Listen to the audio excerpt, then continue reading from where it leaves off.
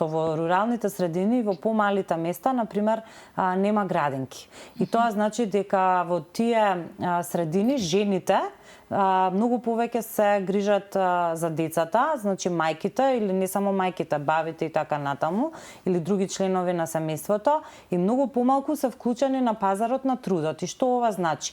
Значи дека тие индиректни трошоци, како што е например неплатениот труд на жената, многу влијаат за економскиот статус на семејството. Односно, тоа што државата не обезбедува услови за грижа на децата, влијае да едно семејство, да речеме еден член на семејството, како што е жената, не може да биде вклучена на пазарот на трудот. Тоа значи дека не може да остварува приходи, не може да има плата и поради тоа семејствата губат приход, односно се посиромашни отколку оние семејства каде што има градинки, каде што децата можат да одат во градинка и каде што жените можат да бидат вклучени на пазарот на трудот. Така што иако директните трошоци во помалите средини и во руралните средини можеби се помали споредено да речеме со Скопскиот регион или поголемите градови, сепак овие семејства имаат пониски приходи и може да се каже дека би биле на поголем ризик од сиромаштија отколку оние кои што се во Скопскиот регион, каде што има подобри услови